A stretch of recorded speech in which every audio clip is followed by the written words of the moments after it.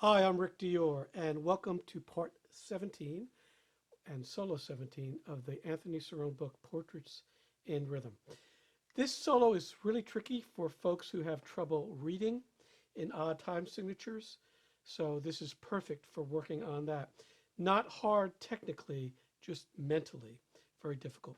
So in this new advanced version that I bought recently, I see a lot of different markings, and it's actually a pleasant surprise because these are things I've been teaching for several years, many, many years.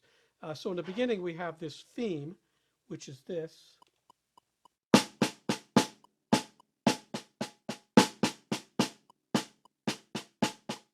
So that has to go somewhere. It just can't stay. And of course, I have students come in and play that all the time. But you need to do something with it. Just because we're drummers doesn't mean we can't be musical. So you see this penciled in, dotted diminuendo, this hairpin diminuendo. Not much to mezzo forte, maybe move just a tiny bit on the drum, but it makes a big difference in the overall sound. Now, throughout this whole thing, you're going to be counting 1, 2, 3, 1, 2, 3, 1, 2, 1, 2, 1, 2, 1, 2, 3, whatever it is. It keeps changing. So you've got to count, all right? At first, if it helps, count out loud, but count to yourself. That's what I'm doing. I'm counting all the time. And we have some 5/16 measures that go over the bar line later on. So let's do this a couple lines at a time, since it's more of a longer, slower solo. And so we'll do the first two lines here. And by the way, I have the metronome on 72, but I'm using the triplet subdivision, which equals 3/16. So the dotted eighth equals 72. So it's 1, 2, 3, 1, 2, 3, 1, 2, 3, 1, 2, 3, like that. 1, 2, 1, 2, 3, 1, 2, 3.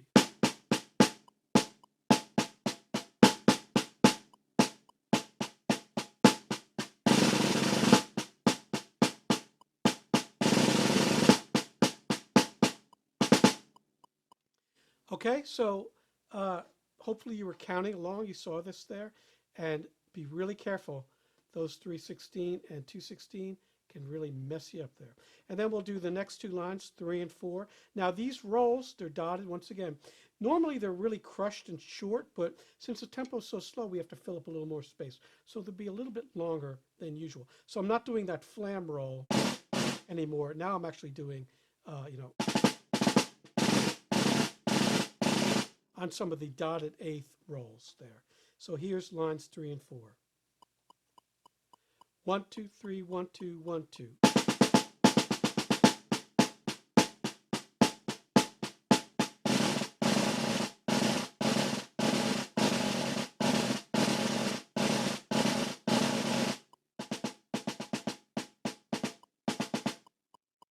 Now sometimes I'm moving a little bit towards the edge on the rolls.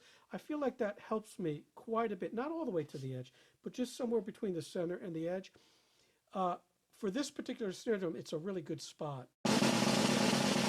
As opposed to center, which to me feels tight. That's the tightest part of the drum, the node, the center.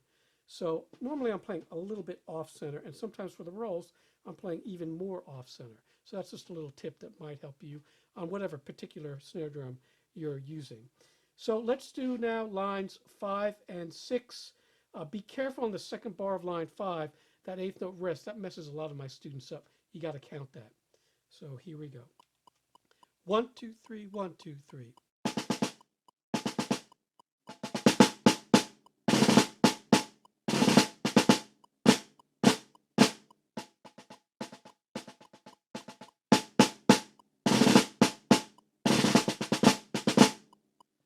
So you'll notice on some of the phrasing, second bar of line 6, you see these dots here.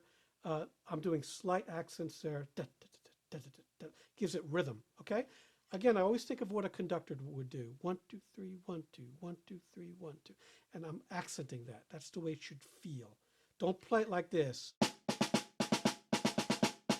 That's not musical, okay? You've got to phrase. And let's look at lines 7 and 8 now. 1, 2, 3, 4, 5.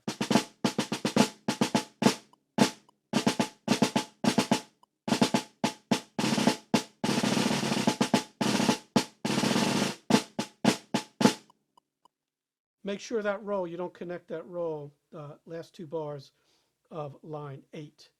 Okay? Remember to count, all right? And the ties, the rolls are tied to the next note. So lines 9 and 10 now. 1, 2, 3, 1, 2, 3.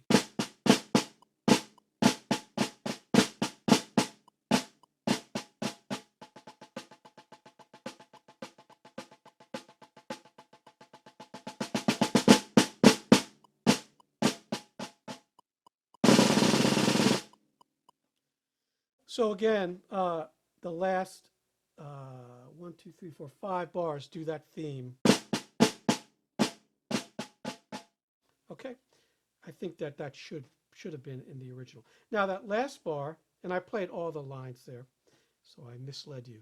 So the last bar there, you want to wait to fermata, and then do the roll, not too long, but not too short. So the last two bars should sound like this. Okay, and that could be a little louder. And that's fine, just a cutoff there. So make sure you count the second bar of line 10. This is very confusing. So make sure everything's accounted for, you're counting.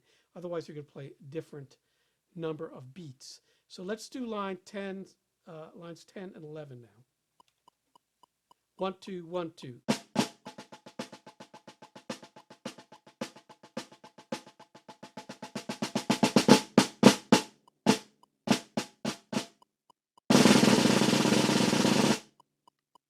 So I'll play it now for you. I'll mute the metronome, but you'll hear it. Maybe you'll hear a little ghost of the metronome, but without it, which I think is helpful. And when I'm playing it and you're looking at the music at home, again, because of copyright things, I can't put the whole thing on here. You should buy the book. And when you're looking at it, try to count out loud with it. It'll really help. So we'll see you next time with solo number 18.